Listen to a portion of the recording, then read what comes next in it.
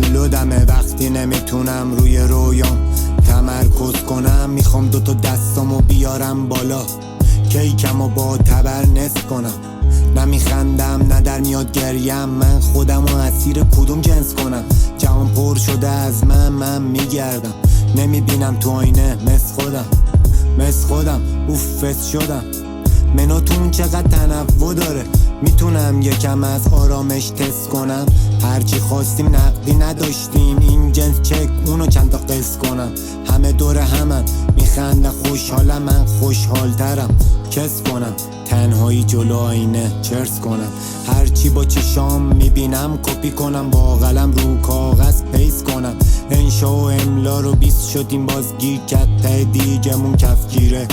تابستون و عیدا سرگرم بازی، عیدیمونو داشت تیز کف میره. یا عمر بازی میکنم و سلم سر میره، خودم و گول میزنم میگم تقدیره. برام نه صدا کارت خون میاد، واسه لقمه نون خون از کون میاد. دعا کن امشب بارون بیاد، جوونیم از تشنگی جون میداد. شلوار گشاد پام بوده بچگی، خدا بوده بام تو چطور مست و نشگین. با چی بگذرونیم امسال عید و عرق گل متاترا ماشروم بدو. تو رفیقا من از همه سوبرترم، همه خودکشی کردن و اوور زدن.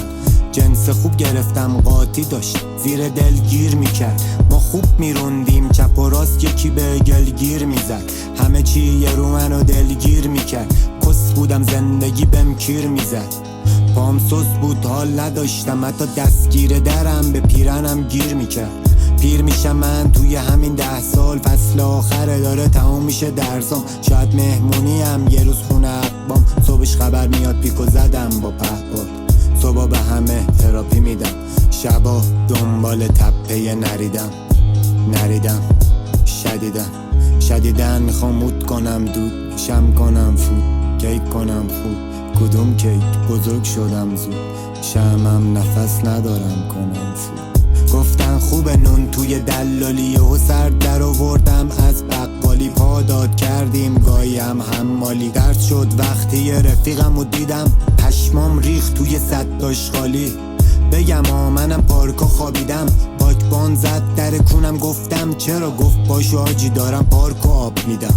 گفت معتادی ترک کن مبادا ایمانت سود شه. گفتم بیا تو تیمم تا آخر سال با هم بخریم پرشه. دنبال کرد آجی با دست پو، دلم به 206 آخر سال وابسته شد.